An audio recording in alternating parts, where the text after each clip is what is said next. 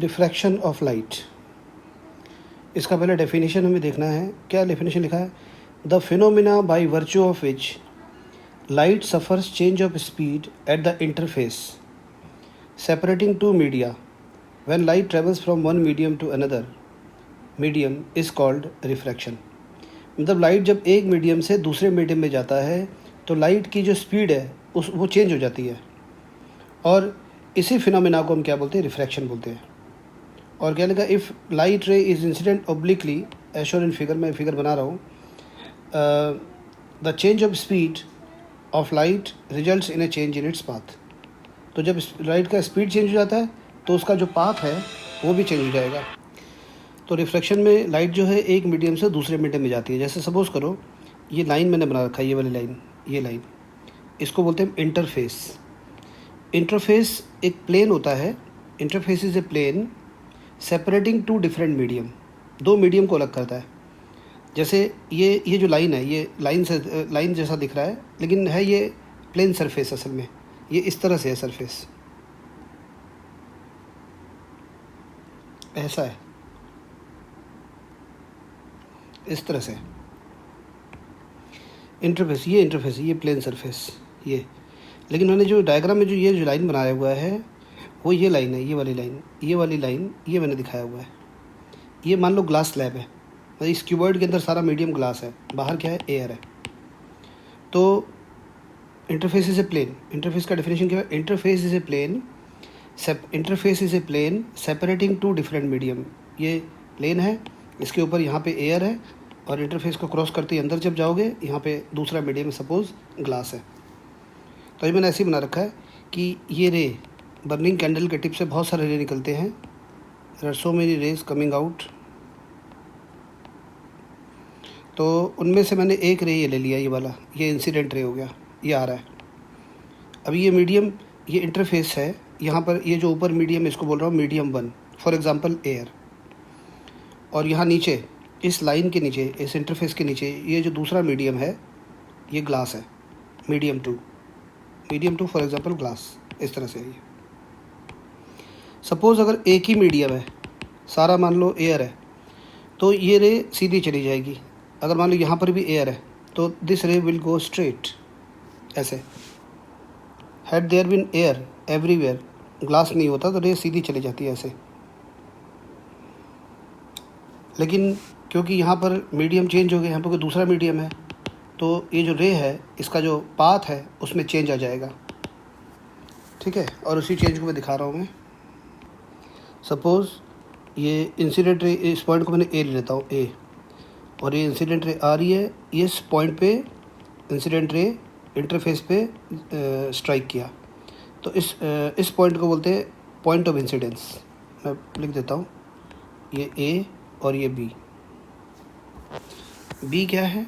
A B हो गया incident ray,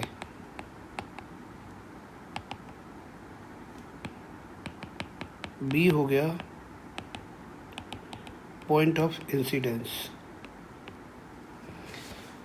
अब बिल्कुल जस्ट लाइक रिफ्लेक्शन, हमें इस बी पॉइंट पे, ये जो पॉइंट ऑफ इंसिडेंस है, यहाँ पर हमें नॉर्मल बनाना पड़ेगा। नॉर्मल मतलब इंटरफेस पे नॉर्मल होगा। At the point of incidence we will draw normal at the interface. देखो ये बना रहा हूँ मैं नॉर्मल, ये नॉर्मल हो गया। इसको इधर सेकेंड मीडियम में बना देता हूँ, ये नॉर्मल है। तो व्हाट विल हैपन, क्योंकि यहाँ से लेकर यहाँ तक, ये यहाँ पर एयर है और ये ग्लास है। ठीक है, ये एयर नहीं,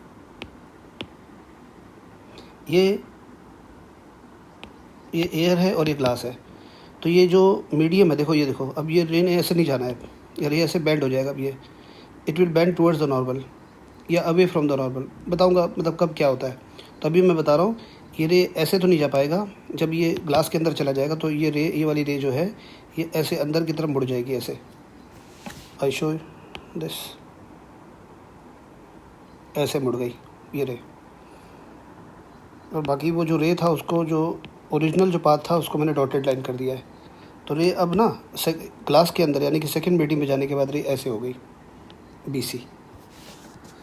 तो ये यहाँ से इस पॉइंट से इंसिडेंट रे चला, ए से बी तक एयर में ट्रैवल कर रहा है, बी तक एयर में ट्रैवल कर रहा है फर्स्ट मीडियम में, और जैसे ये एयर से ग्लास के अंदर या सेकंड मीडियम के अंदर गया तो ये इस रे ने सीधे जाना था, अब ये रे ऐसे बेंड हो गया इधर को, ये ऐसे जा रहा है, तो रे का जो पाथ है वो चेंज हो गया। तो एक मीडियम से दूसरे मीडियम जब लाइट जाती, एक मीडियम से दूसरे मीडियम में जो लाइट जाती है तो रे का जो पाथ है वो चेंज हो जाता है, और वो चेंज ऑफ स्पीड की वजह से होता है। मतलब रे जब एक मीडियम से दूसरे मीडियम में जाती है तो रे के जो लाइट है उसके स्पीड में फ़र्क पड़ जाता है, और इसी को हम रिफ्रैक्शन बोलते हैं, जो कि डेफिनेशन में यहाँ लिखा हुआ है। तो यहाँ पर ये एंगल है, ये यहाँ पर ये एंगल आई, और इसको अब बी सी को क्या कहेंगे, ए बी को हमने बोला इंसिडेंट रे, बी सी को बोलेंगे रिफ्रैक्टेड रे, बी सी हो गया रिफ्रैक्टेड रे।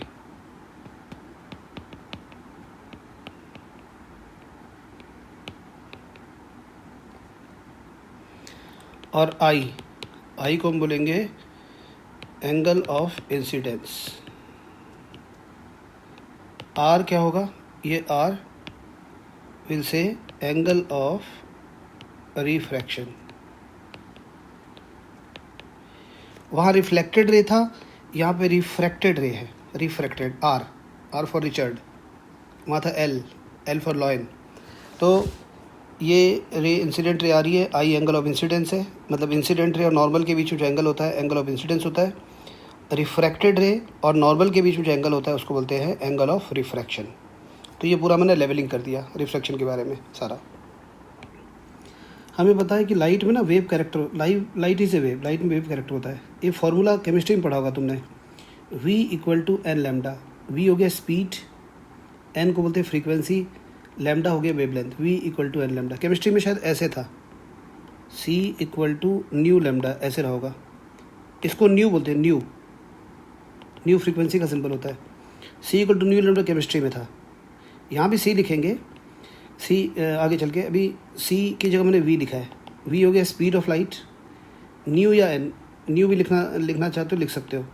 लैम्डा के वेवलेंथ ही होता है ना, ये जैसे वेव है तो ये वेवलेंथ हो गया। तो v equal to n lambda, ये फार्मूला याद रखना है। वेव ऑप्टिक्स में इसके बारे में फिर डिस्कस करूँगा मैं, तो अभी बस इसको याद रखो कि लाइट में वेव कैरेक्टर होता है, लाइट की स्पीड होती है, लाइट में फ्रीक्वेंसी होती है, लाइट का वेवलेंथ होता है। जो विजिबल लाइट होता है उसका जो वेवलेंथ है 400 नैनोमीटर से लेकर 780 नैनोमीटर तक होता है विजिबल लाइट, विवग्योर। जैसे वायलेट होता है ना, वायलेट का वेवलेंथ 400 नैनोमीटर है, रेड का वेवलेंथ 780 नैनोमीटर है। और जो लाइट की जो स्पीड होती है जिसको हम सी लिखते हैं, वैक्यूम में लाइट की स्पीड होती है 3 × 10⁸ मीटर पर सेकेंड। तो वैक्यूम में लाइट की स्पीड सबसे ज़्यादा होती है 3 × 10⁸ मीटर पर सेकेंड। और इनफैक्ट किसी भी बॉडी की स्पीड लाइट के स्पीड से ज़्यादा नहीं हो सकती। तो ये मैक्सिमम स्पीड पॉसिबल, इससे ज़्यादा स्पीड किसी भी चीज़ की नहीं हो सकती। तो वैक्यूम में लाइट की स्पीड को हम सी लिखते हैं, वी की जगह सी लिख देते हैं, 3 × 10⁸ मीटर पर सेकेंड। अब कुछ रिमार्क्स लिखे हुए हैं, जैसे रिफ्रैक्शन पे कुछ 3-4 रिमार्क्स हैं। देखो पहला रिमार्क्स क्या लिखा है, when light travels from one medium to another medium frequency remains constant because frequency is the characteristic of source of light. अब ये लाइन का मतलब इतना समझ नहीं आएगा, बस इतना याद रखो कि जो फ्रीक्वेंसी होती है ना लाइट की फ्रीक्वेंसी, वो कांस्टेंट होती है। लाइट की फ्रीक्वेंसी एक मीडियम से दूसरे मीडियम में चेंज नहीं आता। वेव ऑप्टिक्स में इसका एक्सप्लेनेशन है, तो वहाँ पर मैं इस बात को समझाऊंगा। अभी बात याद रखो कि लाइट की जो स्पीड है, फ्रीक्वेंसी है, वेवलेंथ है, इन तीनों में जो फ्रीक्वेंसी होती है ना वो लाइट की, वो फिक्स रहती है। फ्रीक्वेंसी का सिंबल कभी कभी हम एफ भी लिख सकते हैं, एफ भी लिख सकते हो, एफ न्यू एन, तीनों में से कोई भी लिख सकते हो। तो जैसे मान लो यहाँ पर ये मीडियम 1 है, ये मीडियम 1 है, यहाँ पर इस मीडियम 1 में लाइट की स्पीड है v1, फ्रीक्वेंसी है, जैसे कि रिमार्क में f लिखा हुआ है, f को मैं मिटा के इसको ऐसा करता हूँ, फ्रीक्वेंसी को लिख देता हूँ मैं n। तो लाइट की फ्रीक्वेंसी यहाँ पर n है मीडियम 1 में, वेवलेंथ है मीडियम 1 में λ1। तो मीडियम 1 में क्या है, मीडियम 1 में लाइट की स्पीड v1 है, वेवलेंथ λ1 है। यहाँ पर ये जो लाइट आ रही है इंसिडेंट रे, ये वाली लाइट मीडियम 1 में जो लाइट है उसका फ्रीक्वेंसी n है, स्पीड v1 है, वेवलेंथ λ1 है। जब यही लाइट जब मीडियम 2 में जाएगा तो उसका जो फ्रीक्वेंसी है वो वही रहेगा, n रहेगा, स्पीड में फ़र्क पड़ जाएगा, v2 हो जाएगा, और वेवलेंथ में फ़र्क पड़ जाएगा। तो जब लाइट एक मीडियम से दूसरे मीडियम में जाती है फ्रीक्वेंसी सेम रहती है, जिसका रीज़न आगे क्लियर होगा वेव ऑप्टिक्स में। बस जब लाइट एक से दूसरे मीडियम में जाती है तो उसके स्पीड में फ़र्क पड़ जाता है। इस मीडियम 1 में अगर लाइट की स्पीड v1 है, इस लाइट की स्पीड अगर v1 है, तो इस वाले लाइट की स्पीड v2 होगी। वेवलेंथ λ1 है, इस वाले लाइट की वेवलेंथ λ1 है, और इस वाले लाइट की वेवलेंथ है λ2। तो इनमें रिलेशन देखते हैं। हम यहाँ पे ऐसे लिख सकते हैं, ये v1 इक्वल टू n λ1 और v2 इक्वल टू n λ2। तो हम लिख सकते हैं therefore we can write n equal to v1 by λ1 equal to v2 by λ2। तो मेरे ख्याल ये फर्स्ट वाला रिमार्क समझ में आ गया। सेकेंड रिमार्क क्या है? When light enters in a medium where its speed increases it bends away from normal. जैसे सपोज करो मीडियम 2, यहाँ पर मीडियम 2 मैंने लिया हुआ है ग्लास, और मीडियम 1 है एयर। तो मीडियम ऐसे होते हैं, जैसे मान लो कि जैसे ये ग्लास है, ग्लास में लाइट की स्पीड कम हो जाती है, एयर में ज़्यादा होती है, ग्लास में कम हो जाती है। तो अगर लाइट एक ऐसे मीडियम से, जैसे जहाँ पे लाइट की स्पीड ज़्यादा है, अभी रिमार्क में कुछ और बोल रहे हैं और ये डायग्राम मैंने कुछ और बनाया हुआ है। जैसे लाइट मीडियम 1 से मीडियम 2 में जा रही है, मीडियम 2 में लाइट की स्पीड कम है, ग्लास में स्पीड कम होती है लाइट की। तो अगर एक ऐसे मीडियम से लाइट जा रहा है दूसरे मीडियम में, जब दूसरे मीडियम में लाइट की स्पीड कम है, तो दूसरे मीडियम जब लाइट जाएगा तो नॉर्मल की तरफ बेंड हो जाएगा। मतलब इसने ऐसे जाना था, इस लाइट ने ऐसे जाना था, ये लाइट जो है इसको ऐसे जाना था, अब ये लाइट जो है वो लाइट इधर बेंड होगी, नॉर्मल की तरफ बेंड हो गई। तो जिस मीडियम में लाइट की स्पीड कम हो जाती है उस मीडियम में लाइट नॉर्मल की तरफ बेंड हो जाती है, और जिस मीडियम में लाइट की स्पीड बढ़ जाती है, जैसे मीडियम 1 में कम है स्पीड और मीडियम 2 में अगर ज़्यादा होती है स्पीड, लाइट की स्पीड ज़्यादा होती तो नॉर्मल से दूर चला जाता। आगे चल के बताऊँगा मैं। जिस मीडियम में लाइट की स्पीड कम हो जाती है उसको डेंसर मीडियम बोलते हैं, और जिस मीडियम में लाइट की स्पीड ज़्यादा होती है उसको बोलते हैं रेयरर मीडियम। रेयरर मीडियम का मतलब है जिस मीडियम में लाइट की स्पीड ज़्यादा है, और डेंसर मीडियम मतलब जिस मीडियम में लाइट की स्पीड कम है। तो ऐसे भी कह सकते हैं, लाइट जब रेयरर मीडियम से डेंसर मीडियम में जाता है, लाइट जब रेयरर मीडियम से डेंसर मीडियम में जाता है तो लाइट जो रे ऑफ लाइट है वो नॉर्मल की तरफ बेंड हो जाता है, और रे ऑफ लाइट जब डेंसर से रेयर में जाएगा तो the light will bend away from the normal. तो यहाँ पर ये लिखा है, when light enters in a medium where its speed increases it bends away from the normal and medium is said to be optically rarer. तो जिस medium में light की स्पीड बढ़ जाती है वो मीडियम रेयर होता है, और जिस मीडियम में लाइट की स्पीड कम हो जाती है वो मीडियम डेंसर होता है। Similarly if speed of light decreases then it bend towards the normal. जैसे इस डायग्राम में यही हो रहा है, bend towards the normal and medium is said to be optically denser. तो यहाँ पर लाइट आ रही है मीडियम 1 से मीडियम 2 में, यहाँ पर लाइट की स्पीड कम हो रही है, ठीक है, ये नॉर्मल की तरह बेंड हो गया, तो इस मीडियम को, ग्लास को बोलेंगे ऑप्टिकली डेंसर, इसको बोलेंगे ऑप्टिकली रेयरर, ठीक है। और ये लिखा a medium which is optically rarer is acoustically denser and vice versa. अब इसकी कोई ज़रूरत नहीं है, ठीक है।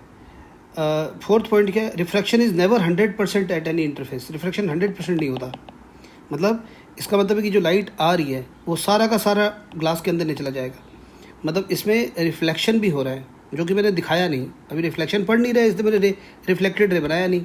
रिफ्लेक्शन तो होता ही है, मतलब रिफ्लेक्शन साथ साथ हो सकते हैं, ठीक है। तो ये देखो, ये लाइट आ रही है, इसमें से कुछ लाइट रिफ्लेक्ट हो जाएगा और कुछ रिफ्रैक्ट हो जाएगा। ऐसा नहीं होगा कि सारा का सारा लाइट इधर ग्लास के अंदर चला जाएगा, थोड़ा बहुत रिफ्लेक्ट भी होगा। तो रिफ्रैक्शन कभी भी 100% नहीं होता किसी भी इंटरफेस पे। It is always accompanied by partial reflection, थोड़ा बहुत रिफ्लेक्शन जरूर होगा, ठीक है। तो ये रिमार्क्स हो गए रिफ्रैक्शन ऑफ लाइट के ऊपर। फ्रीक्वेंसी सेम रहती है एक मीडियम से दूसरे मीडियम में। ट्रांसपेरेंट मीडियम बहुत सारे होते हैं, जैसे एयर ट्रांसपेरेंट मीडियम है, वाटर भी ट्रांसपेरेंट मीडियम है, तो इस मीडियम से लाइट पास कर सकता है। Glass, carbon disulphide solution, diamond, ये मैंने कुछ 4-5 नाम लिए हैं, और बहुत सारे ट्रांसपेरेंट मीडियम हैं। तो इस क्लास में वाटर, ग्लास, डायमंड, सिर्फ यही सब मीडियम ज़्यादातर हम मतलब बोलेंगे इसके बारे में ही, बाकी मीडियम पर बात नहीं करेंगे ज़्यादा। तो वैक्यूम तो वैसे कोई मीडियम नहीं है, वैक्यूम में लाइट की स्पीड सबसे ज़्यादा है यहाँ पर। चलो एयर से शुरू करते हैं। एयर जो है रेयरर मीडियम है, एयर में लाइट की स्पीड काफ़ी ज़्यादा होती है, जितनी वैक्यूम में होती है उसकी बिल्कुल आसपास ही है। तो एयर और वैक्यूम में लाइट की जो स्पीड है ऑलमोस्ट सेम है। एयर में वैक्यूम के मुकाबले एयर में थोड़ी सी कम होती है। फिर एयर से आ जाओ, आगे आओ, वाटर में स्पीड और कम हो जाती है, एयर के कंपैरिजन वाटर में कम स्पीड। तो वाटर जो है एयर के मुकाबले डेंसर है, ऑप्टिकली डेंसर बोलते हैं। और ग्लास में वाटर के कंपैरिजन में लाइट की स्पीड और कम है। कार्बन डाइसल्फाइड सॉल्यूशन में उससे भी कम स्पीड है। डायमंड में और भी कम है, सबसे कम डायमंड में हुआ स्पीड, फिर भी ज़्यादा है। पर जैसे हम एयर वाटर मतलब यहाँ से अगर हम एक ऐसे बनाएं, ये ऐसे बना दें, कैसे बोलते हैं, तो रेयरर से डेंसर हो गया, ठीक है, ऐसे लिख सकते हैं, रेयरर से डेंसर। ये एयर सबसे ज़्यादा रेयरर, वाटर उससे डेंसर, ग्लास और डेंसर, कार्बन डाइसल्फाइड उससे भी डेंसर, डायमंड सबसे ज़्यादा डेंसर मीडियम, ठीक है। नेचुरल जो सब्सटेंसेस होते हैं उनमें सबसे ज़्यादा डेंसर मीडियम डायमंड ही होता है। डेंसर मीडियम का मतलब ये नहीं होता है कि डेंसिटी ज़्यादा, जब डेंसिटी क्या होती है, मास अपॉन वॉल्यूम। ये बहुत यहाँ पे जानने लायक बात है। देखो यहाँ पे ये एनसीईआरटी की लाइनें हैं, क्या लिखा है, optical density should not be confuse with mass density. Optics में जो डेंसर मीडियम जो है उसको mass density, mass upon volume, इस डेंसिटी से कन्फ्यूज़ मत करना। जैसे which is mass per unit volume, mass per unit volume, जो डेंसिटी आमतौर पे होती है mass per unit volume. It is possible that mass density of an optically denser medium may be less than that of an optically rarer medium. Optical density is the ratio of the speed of light in two medium. For example, turpentine and water. Mass density of turpentine is less than that of water, but its optical density is higher. देखो अब ये example है, turpentine oil है, उसकी density mass upon volume करके जब density निकालेंगे ना, तो डेंसिटी क्या कहते हैं उसकी वाटर से कम आएगी। लेकिन अगर हम ऑप्टिक्स में देखें, ऑप्टिक्स के हिसाब से देखें, तो ऑप्टिक्स में क्या है कि जो टर्पेंटाइन ऑयल है वो वाटर से ज़्यादा डेंसर है। मतलब टर्पेंटाइन ऑयल के अंदर लाइट की स्पीड और भी कम है वाटर के कंपैरिजन में। तो ऑप्टिक्स में क्या हुआ, टर्पेंटाइन ऑयल, ये टर्पेंटाइन ऑयल यहाँ पे आएगा, वाटर के अगला आएगा, यहाँ पर आएगा, वाटर और ग्लास के बीच में कहीं आएगा, तो वाटर से ज़्यादा डेंसर है ऑप्टिक्स के हिसाब से। लेकिन अगर मास अपॉन डेंसिटी के हिसाब से देखें तो जो टर्पेंटाइन ऑयल है उसकी डेंसिटी वाटर से कम है। तो इसका मतलब ये नहीं है कि जिसकी क्या कहते हैं डेंसर मीडियम का मतलब डेंसिटी ज़्यादा, ऐसा नहीं है। डेंसर मीडियम का मतलब ये जो डेंसिटी, ये वाला डेंसिटी ज़्यादा, ऐसा हमेशा नहीं है, ठीक है। ये बात ध्यान रखना है बिल्कुल इस बात को।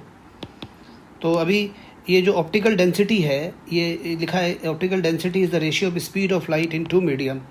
तो इसके बारे में भी डिस्कस करेंगे, रिफ्रैक्टिव इंडेक्स से टॉपिक आएगा, वहाँ पर हम डिस्कस करेंगे। तो इसको वीडियो पॉज करके एक बार नोट कर लेना इसको। अब टॉपिक है रिफ्रैक्टिव इंडेक्स। इसका डेफिनेशन लिखा है यहाँ पे, क्या डेफिनेशन है, refractive index of a medium with respect to another medium is defined as the ratio of sine of the angle of incidence to the sine of the angle of refraction. जैसे यहाँ देखो, ये incident ray है, ये ऐसे आ रहा है, और ये डेंसर मीडियम है इसलिए रे नॉर्मल की तरह बेंड हो गया, ये ऐसे रिफ्रैक्टेड रे है। ये I angle of incidence, R angle of refraction. ये वाला मीडियम 1 है, ये मीडियम 2 है, और ये जो लाइन है इसको हम बोलते हैं इंटरफेस। तो रिफ्रैक्टिव इंडेक्स को किस तरह से डिफाइन करेंगे, रिफ्रैक्टिव इंडेक्स की डेफिनेशन होगी sine I, sine of the angle of incidence upon sine of the angle of refraction. Sine I ऐसे लिखेंगे, साइन आई अपॉन साइन आर। इस रेशियो को बोलते हैं रिफ्रैक्टिव इंडेक्स। ये देखो क्या लिखा है, ratio of sine of the angle of incidence, sine of the angle of incidence to the sine of the angle of refraction. Sine of the angle of incidence, sine of the angle of incidence divided by sine of the angle of refraction. इस ratio को बोलते हैं refractive index, और इसको हम denote करते हैं mu से। This is denoted by mu, mu से डिनोट करते हैं। और उसके बाद ये जो म्यू है ना, म्यू उसको बोलते हैं म्यू, एम यू, म्यू ऐसे पढ़ते हैं म्यू। तो अब इसमें इस तरह से हम लेबलिंग करेंगे, यहाँ ऊपर लिखेंगे 1 और नीचे लिखेंगे 2। मतलब 1 और 2 का मतलब क्या है, इससे एकदम क्लियर हो रहा है कि मीडियम 1 से रे मीडियम 2 में जा रहा है, मीडियम 1 से मीडियम 2 में जा रहा है, रे 1 से 2 पे जा रहा है, रे इज़ गोइंग फ्रॉम 1 to 2। और इसको हम पढ़ेंगे कैसे, इसको हम पढ़ेंगे इस तरह से, शॉर्ट में रिफ्रैक्टिव इंडेक्स को RI भी बोलते हैं, refractive index of medium 2 with respect to medium 1। 1 mu 2 को बोलते हैं refractive index of medium 2 with respect to medium 1। ये 1 म्यू 2 हो गया। रिफ्रैक्टिव इंडेक्स का एक और डेफिनेशन होता है, जैसे मान लो मीडियम 1 में लाइट की स्पीड है v1 और मीडियम 2 में लाइट की स्पीड है v2, तो रिफ्रैक्टिव इंडेक्स की एक और डेफिनेशन है, ऐसे भी लिखा होता है 1 म्यू 2 इक्वल टू v1/v2। तो refractive index is also defined as the ratio of the speed of light in the two medium. जैसे 1 म्यू 2 लिखा है, ये 1 ऊपर लिखा है तो 1 के अकॉर्डिंग यहाँ v1 लिख दिया, 2 नीचे है तो v2 हो गया, 1 म्यू 2 इक्वल टू v1/v2। लेकिन ये 1 म्यू 2 इक्वल टू v1/v2 ये कैसे आया, ये sine a by sine r ये कैसे है, ये सब हम वेव ऑप्टिक्स में प्रूफ करेंगे इसको। अभी हमें सिर्फ याद रखना है कि 1 म्यू 2 को क्या पढ़ेंगे, refractive index of medium 2 with respect to medium 1, refractive index of medium 2 with respect to medium 1। और इसको sine a by sine r भी बोल सकते हैं और 1 म्यू 2 को v1/v2 भी बोल सकते हैं। सपोज मीडियम 1 एयर है और मीडियम 2 वाटर है, मीडियम 1 एयर है और मीडियम 2 वाटर है, तो हम क्या लिखेंगे, sine I upon sine r equal to mu. और यहाँ पे क्या लिखेंगे, इस जगह पे 1 की जगह, जैसे 1 था 1 की जगह यहाँ पे लिखेंगे एयर, और जो यहाँ पे 2 लिखा हुआ था ना, ये 2, उसकी जगह लिखेंगे वाटर, ए म्यू डब्ल्यू। और इसको पढ़ेंगे क्या, इसको रीड क्या करेंगे, refractive index of water with respect to air, refractive index of water with respect to air. जब हम प्रैक्टिकल करेंगे ना, जैसे एयर से वाटर में ले जा रहा है, तो sine a by sine r जब निकालेंगे वैल्यू, ये sine a by sine r करके जो वैल्यू आएगा, ए म्यू डब्ल्यू जो वैल्यू आएगी वो वैल्यू है 4/3 ए म्यू डब्ल्यू। तो ए म्यू डब्ल्यू की वैल्यू 4/3 है, मतलब refractive index of water with respect to air 4/3 होगा। या हम ये भी बोल सकते हैं v1/v2 4/3 होगा। इसका मतलब क्या हुआ, इसका मतलब हुआ कि एयर में अगर स्पीड v1 है लाइट की और वाटर में अगर v2 है, तो speed of light in air divided by speed of light in water, this ratio is 4/3।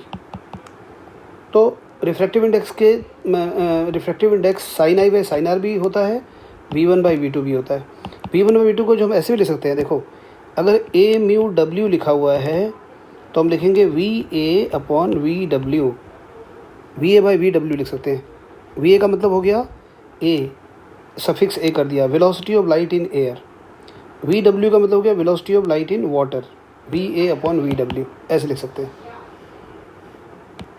Suppose medium 2 glass है, मीडियम 2 जो है ना ग्लास हो गया, तो sine a by sine r को क्या लिखेंगे, ए एयर से ग्लास में आ रहा है रे, एयर टू ग्लास, तो एयर टू ग्लास, ये वाटर की जगह ग्लास लिख देंगे।